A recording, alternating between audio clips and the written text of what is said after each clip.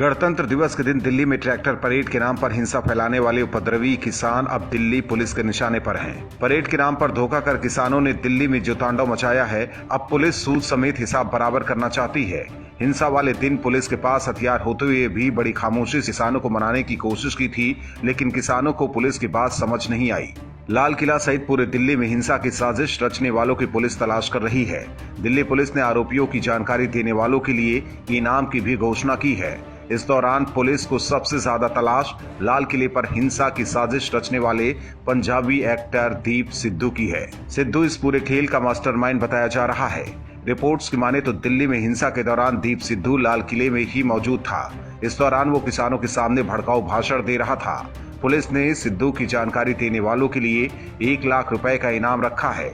इसके अलावा दूसरे आरोपियों की जानकारी देने पर 1 लाख रुपए का इनाम देने का ऐलान किया है। वहीं पुलिस ने लाल किले परिसर में धार्मिक झंडा फहराने वाले जुगराज सिंह पर भी 1 लाख रुपए के इनाम का ऐलान किया है। इतना ही इनाम पुलिस गुरजोत सिंह और गुरजन सिंह की जानकारी देने वाले को भी देगी। इसके साथ ही जजबीर सिंह, बूटा सिंह, सुखदेव सिंह और इकबाल सिंह की जानकारी देने वाले के लिए 50-50 हजार रुपए के इनाम की घोषणा की गई है।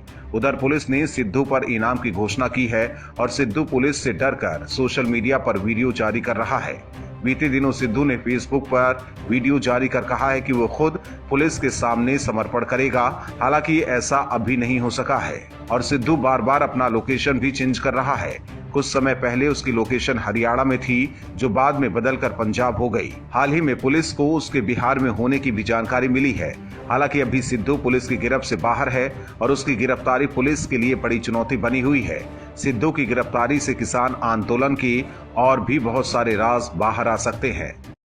देश की राजधानी दिल्ली में 26 जनवरी को हुई ट्रैक्टर रैली के दौरान फर्जी किसानों ने हिंसक झड़प को अंजाम दिया, जिससे पूरी दिल्ली में डर का माहौल पसर गया था, जिससे किसान आंदोलन की जड़ें कमजोर पड़ती दिखाई दे रही थी। लेकिन राकेश टिकैत ने अपने घड़ियाली आंसू से पूरा मामला ही पलट दिया। तभी से विपक्ष के नेता हर दिन टिकैत के तंबू में पहुंच रहे हैं, लेकिन सरकार आंदोलनकारियों से सख्ती से निपटने के मूड में है, जिसके चलते दिल्ली पुलिस ने तमाम बॉर्डर्स पर कड़े बंदोबस्त किए हैं। इस हिंसक झड़प पर मोदी सरकार ने भी संसद में बताया कि इन फर्जी किसानों पर सरकार ने क्यों और कैसे कार्यवाही की। आपको बता दें कि केंद्रीय गृह राज्य मंत्री किशन रेड्डी ने संसद में कहा कि दिल्ली पुलिस के पास 26 जनवरी को किसानों की ट्रैक्टर रैली के दौरान भीड़ को नियंत्रित करने के लिए आंसू गैस, वाटर कैनन और हल्के बल का इस्तेमाल करने के अलावा कोई भी विकल्प नहीं बचा था। रेड्डी ने यह भी बताया कि दिल्ली पुलिस ने सितंबर से दिसंबर 2020 के बीच केंद्र सरकार के कृषि कानूनों के खिलाफ प्रदर्शन कर रहे किसानों पर कुल 39 मामले दर्ज किए हैं।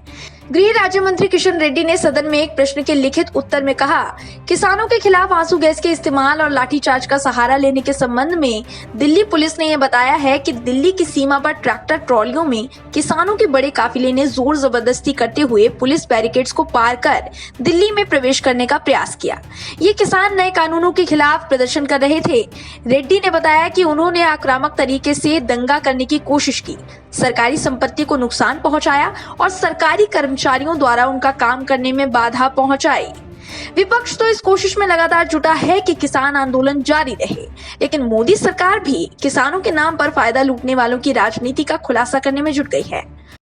किसान आंदोलन के नाम पर भारतीय किसान यूनियन के नेता राकेश टिकैत अब हरियाणा और पंजाब में राजनीति करने उतर गए हैं। आंदोलन में ज्यादातर यही 2 राज्यों के किसान शामिल हैं। दिल्ली हिंसा के बाद किसान आंदोलन कमजोर पड़ता जा रहा है, लिहाजा राकेश टिकैत अब किसानों के बीच जाकर उन्हें समझाने में लगे हुए हैं और उन्हें फिर से आंदोलन में शामिल होने के लिए झांसा दे रहे हैं। इस दौरान राकेश टिकैत किसान आंदोलन का समर्थन करने के लिए जींद में आयोजित महापंचायत में पहुंचे थे, लेकिन महापंचायत के दौरान ही मंच टूट गया, जिस पर भारतीय किसान यूनियन प्रमुख राकेश टिकैत और दूसरे किसान नेता बैठे हुए थे। महापंचायत जींद के कंडेला गाँव में आयोजित हुई, जिसमें कई खाप नेताओं ने भी हिस्सा लिया। इसका आयोजन टेकराम कंडेला की अगुवाई में सरजातीय कंडेला खाप ने किया था। दरअसल किसान आंदोलन को धार देने के लिए जींद में महापंचायत का आयोजन किया गया था। जींद में कंडेला खाप द्वारा कराई जा रही इस महापंचायत को दूसरे खापों का भी सहयोग प्राप्त है। आपको ये भी बता दें कि 2 दशक पहले हरियाणा में किसानों का आंदोलन चलाने वाली कंडेला खाप ने कृषि कानूनों के खिलाफ किसानों को अपना समर्थन दिया है। वहीं पिछले दिनों जब किसान आंदोलन कमजोर पड़ने पर राकेश टिकैत ने आंसू बहाया था, उस दौरान कंडेला खाप के लोगों ने हाईवे तक जाम कर दिया था।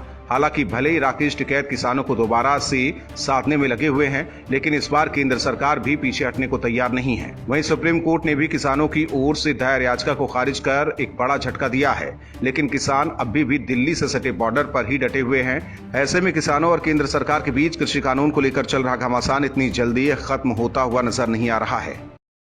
पश्चिम बंगाल में विधानसभा चुनाव का आगाज होने वाला है, साथ ही सियासत चरम पर आ पहुंची है। इससे पहले दीदी जय श्री राम के नारे से चिढ़ चुकी हैं, जिस पर उनकी ही पार्टी की सांसद नुसरत जहां ने इस नारे को लेकर दीदी के चिड़चिड़ेपन की वजह बताई है।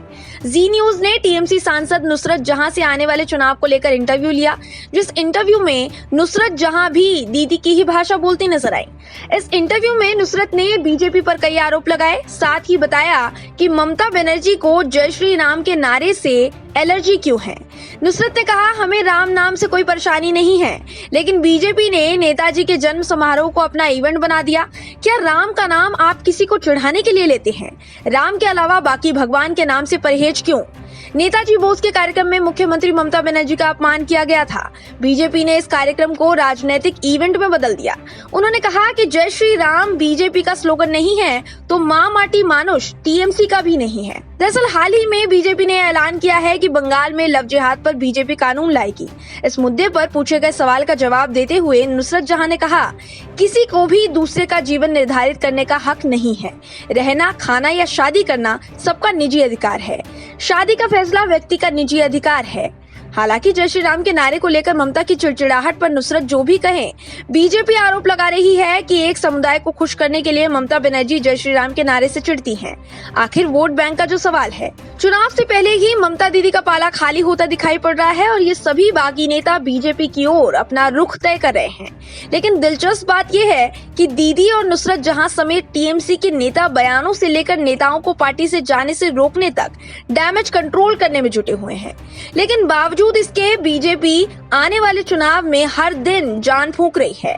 ऐसे में लग रहा है कि बचाव में जुटी ममता दीदी नुसरत जहां जैसे टीएमसी के तमाम सांसदों को ना डरने की ट्रेनिंग दे रही हैं। किसान आंदोलन के नाम पर देश में जो एजेंडा चल रहा है वो सबको मालूम है। किसानों के नाम पर मोदी सरकार को बदनाम करने की साजिश चल रही है। फर्जी किसान नेता लोगों को बहला फुसलाकर अपनी सियासत चमका रहे हैं। विपक्ष भी इस मौके को भुनाने में लगा है। राकेश टिकैत मोदी विरोधियों के हीरो बने हुए हैं, लेकिन 26 जनवरी को फर्जी किसानों ने जो कांड किया था उससे देश गुस्से में है। वहीं अब तक भारत के कुछ मोदी विरोधी बॉलीवुड सेलिब्रिटीज इस आंदोलन का समर्थन कर रहे थे, लेकिन अब दूसरे देशों की सेलिब्रिटीज भी मैदान में कूद पड़े हैं। दरअसल अमेरिकी पॉप सिंगर रिहाना की ट्वीट के बाद बवाल मचा हुआ है। रिहाना द्वारा भारत के अंदरूनी मामले में दखलंदाजी करना किसी को रास नहीं आ रहा है। रिहाना सहित दूसरे विदेशी कलाकारों के किसान आंदोलन पर ट्वीट को लेकर विदेश मंत्रालय पहले ही आपत्ति जता चुका है और अब बॉलीवुड स्टार्स ने भी अमेरिकी पॉप सिंगर को चेतावनी भरे लहजे में कह दिया कि भारत के मामले में कुछ भी न बोले।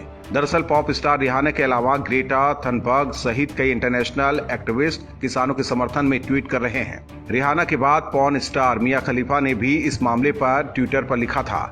रिहाना ने लिखा था कि हम इस बारे में बात क्यों नहीं कर रहे हैं। वहीं मिया खलीफा ने ट्वीट किया है कि मानवाधिकार उल्लंघन को लेकर आखिर क्या चल रहा है। उन्होंने नई दिल्ली के आसपास इंटरनेट काट दिया। इसके बाद विदेश मंत्रालय ने बयान जारी करके कहा कि बिना जानकारी के कुछ भी कहना गलत है। कृषि कानून भारत की संसद से पारित हुए हैं। मामले को लेकर अक्षय कुमार ने लिखा है कि किसान हमारे देश का बहुत अहम हिस्सा हैं। उनकी समस्याओं का हल करने की जो कोशिश की जा रही है वो सबके सामने है। इस सौहार्दपूर्ण प्रस्ताव का समर्थन करें, ना कि उनका ध्यान दे जो कि मतभेद करवाने की कोशिश कर रहे हैं। वहीं अजय देवगन ने लिखा है कि भारत और भारत की पॉलिसीज के खिलाफ किसी झूठे प्रोपेगेंडा में मत आइए। इस घड़ी में बिना किसी झगड़े की एकजुट होने की जरूरत है। वहीं इन दोनों के अलावा अभिनेत्री कंगना रनौत ने भी अमेरिकी पॉप स्टार को भारत के मामले में नहीं बोलने की नसीहत दी है। हालांकि भारत के मामले में टांग अड़ाने की आदत विदेशों की पहले से ही है, लेकिन बवाल बढ़ता इससे पहले विदेश मंत्रालय ने इन लोगों को चुप करा दिया है। वहीं बॉलीवुड कलाकारों ने भी इस बार एकजुटता दिखाकर विदेशी कलाकारों को करारा जवाब दिया है। गणतंत्र दिवस पर दिल्ली में किसान आंदोलन के नाम पर हुई हिंसा के बाद आंदोलन का रंग रूप बदल चुका है। दिल्ली पुलिस हिंसा में शामिल उपद्रवी किसानों पर कार्रवाई शुरू कर चुकी है। दिल्ली हिंसा को लेकर अब तक 38 से ज्यादा मामले दर्ज किए जा चुके हैं। वहीं किसान नेता राकेश टिकैत से लेकर कई दूसरे किसान नेताओं को भी पुलिस पूछताछ के लिए बुला रही है। इसके अलावा दिल्ली में दोबारा हिंसा न हो, इसके लिए भी पुलिस ने तैयारी पूरी कर ली है। दिल्ली को अभेद किले के रूप में बदल दिया गया है। उधर दिल्ली पुलिस की कार्रवाई से किसान नेताओं के पसीने छूटने शुरू हो गए हैं। गिरफ्तारी के डर से कई किसान नेता फरार हो चुके हैं, जबकि दिल्ली पुलिस लगातार इन लोगों की तलाश कर रही है। इस बीच किसान नेताओं ने दिल्ली पुलिस की कार्रवाई से डर कर अब एक नई मांग केंद्र सरकार के सामने रख दी है। किसान नेताओं ने साफ कहा है कि जब तक हिरासत में लिए गए किसानों की रिहाई नहीं हो जाती, सरकार के साथ कोई औपचारिक बातचीत नहीं होगी। संयुक्त किसान मोर्चा ने ऐलान किया है कि पुलिस और प्रशासन द्वारा उत्पीड़न बंद होने और हिरासत में लिए गए किसानों की रिहाई तक सरकार के साथ किसी तरह की औपचारिक बातचीत नहीं होगी। उधर किसान आंदोलन अब पूरी तरह सियासी रंग ले चुका है। कांग्रेस खुलकर किसानों के समर्थन में आ चुकी है। पंजाब के मुख्यमंत्री अमरिंदर सिंह ने कहा है कि पंजाब सरकार ने किसानों को कानूनी सहायता देने के लिए दिल्ली में 70 वकीलों को नियुक्त किया है। वहीं दिल्ली से सटे गाजीपुर बॉर्डर पर भी सियासी दलों का आना जाना लगा हुआ है। शिवसेना ने भी राकेश टिकैत के तंबू में हाजिरी लगाई है।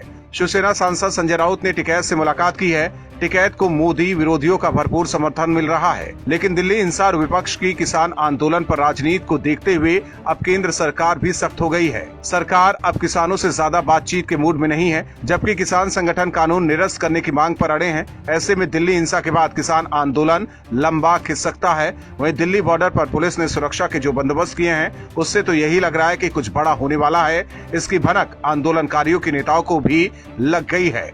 यही वजह है कि इनकी बेचैनी बढ़ गई है।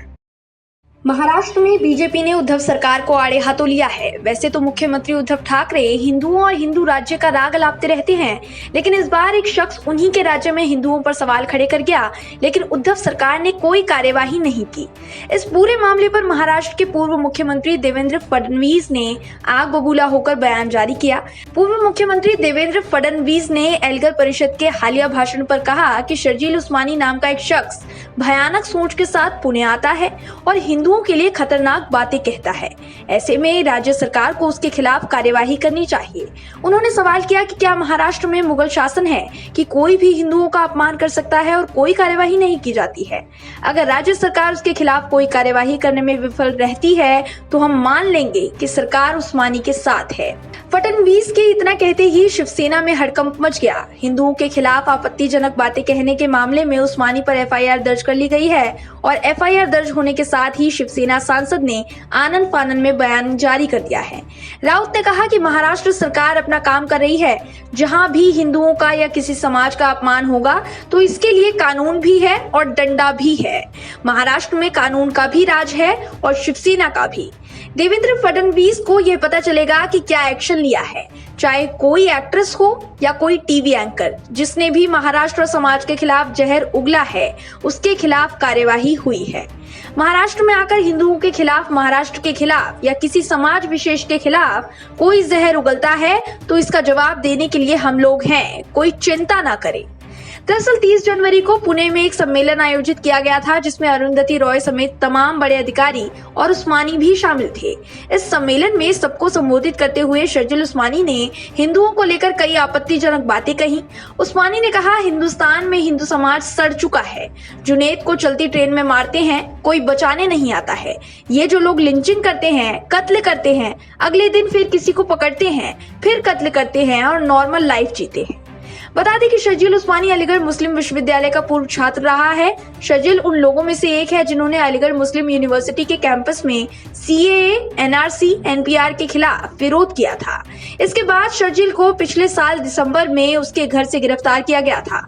फडणवीस ने उस्मानी नाम के इस शख्स पर सवाल उठाए, जिसके बाद शिवसेना सांसद संजय राउत एक्शन में आए और डैमेज कंट्रोल करने कूद पड़े हैं। लेकिन फिर भी फडणवीस के सवालों से एमवीए सरकार घिर गई है। Bureau report, OMH news. और भी वीडियोस देखने के लिए चैनल को सब्सक्राइब करें और बेल आइकन को दबाएं।